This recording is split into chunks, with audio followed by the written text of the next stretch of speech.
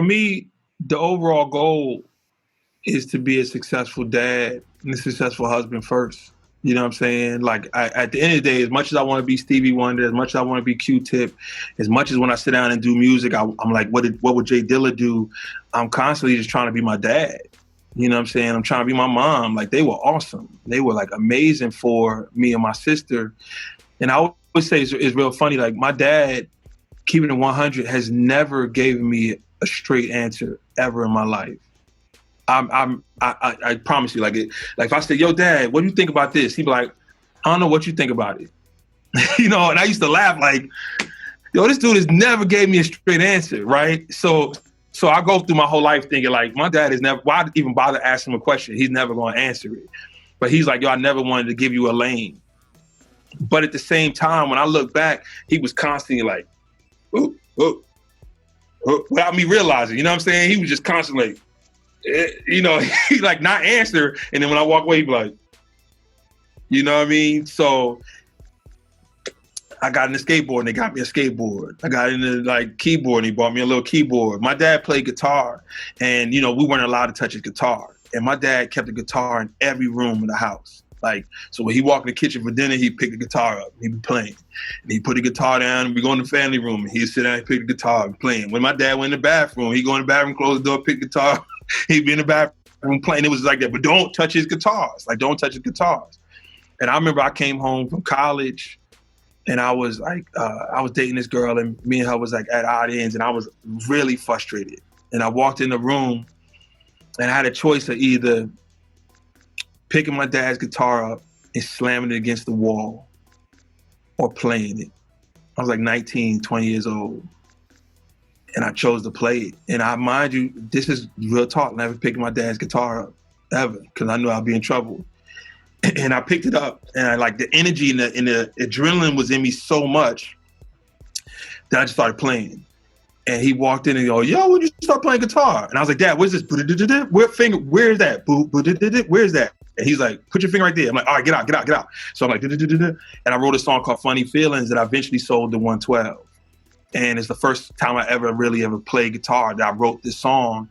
But it's really an example of like, he's just supplied what needed to be there. And at no point was like, I'm really gonna force you down a lane.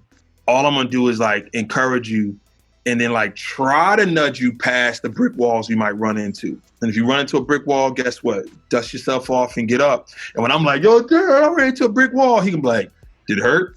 You know what I mean? He wasn't like, you gonna be all right. No, he let me figure it all out. And I think that was now, and when I look back, like I look back to like, it wasn't like just left me out there to hang, because like my parents were really nudging. So now as I got kids now, I'm like, it's the same thing. Like at no point am I saying, yo, you got all this equipment, so you need to come in here and start working. But whenever they take an interest, we go in there, we sit down at the keyboard, we work on it. My oldest son really sings all the time, always singing. Now, I remember I asked him, like, what do you want to be when he grew up? He didn't say a singer. He was like, I think I want to be a bus driver or something like that. I said, you don't want to be a singer? He's like, nah. I'm like, okay, you're singing all the time, though. And he says, yeah, but I don't have no songs. And I'm like, you know your dad's a songwriter, right? Right? And so he sat there, he was quiet for a second. He was like, Dad, you write a song for me? And I was like, yeah, you know what I mean? Like, that's my end, you know what I mean? So even still, we gonna wait till he's ready. We go in there and we cut. And one day they're gonna wake up and they're gonna say, yo, I got all this equipment around me, whether it's cameras or whether it's, you know, a keyboard. And when they want some guidance, they want some guidance. But I don't think you really force it upon them. I think, you know, the beautiful thing is that whatever lane they decide to go in, they're gonna create it and they're gonna be dope at it. I got called in, they were honoring Smokey Robinson. The Rock and Roll Hall of Fame in Cleveland was honoring Smokey Robinson. And I want to say, I don't think I was initially called. I want to say Robert Glasper called me to sing on his set. I believe that's what happened. I think he brought me and Bilal into the picture, which was great. And then they said, yo, it's to honor Smokey Robinson. And I'm like, first of all, Smokey's pen is just dumb, right? Like just, sure, I would do it. I'll walk there. Like, you don't have to buy me a ticket. I'm there. Like, I'm definitely there. But then I started remembering, like, watching my parents dance to, like, Smokey songs, hearing my mom singing, like, you know, like how much my mom loved Smokey Robinson, right? And I was like, it'll be dope if I bring them. You know what I'm saying? And what I'll tell you what's dope is Avery Sunshine, amazing artist, which is a baller move. When we get there the day before, and they're like taking us through the museum, and I see her. I said, yo, Avery, what's up? Yo, I said, yo, I brought my parents because, you know, they seen it's Smokey Robinson. Like, yo, that's Smokey Robinson. This is Berry Gordy. This is crazy. And she was like, that's dope. You brought your parents. She called her mom and flew her mom in the following morning. I was like, yo, that's a baller. Well, how much did you spend on a ticket? She's like, I'm bringing my mom right now. Like, you know. So they knew they were coming for it. They knew they were coming for it. I don't know if they knew how much they were going to have a chance to really talk with them and see, because we really got a chance to be with them and talk with them. So, of course, it's this really, really structured show. It's programmed, everything's timed, they're filming the whole thing. And I remember asking them, saying, is it possible I could say something in the beginning, like right in the beginning before I sing, just to kind of pay homage to Smokey? And they said, yeah. I said, well, how much time would I have to talk? They were like a minute and a half. That's all I needed. If they told me 10 seconds, there's nothing I could do. But when they were like, you got like a minute and a half, I said, yo, Rob, let's just kick a freestyle as soon as we start. And me and Rob know, like I said, I don't want to hear what you play.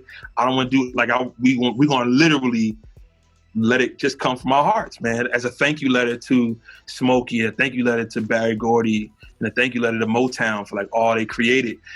And of course, my parents out there cheesing and smiling.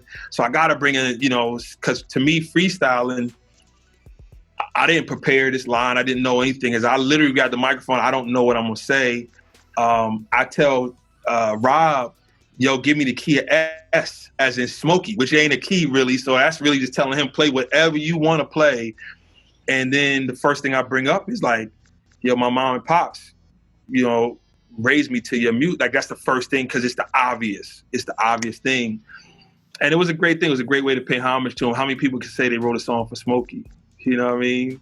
And it was really a cherished thing, man. I think my parents are still talking about it.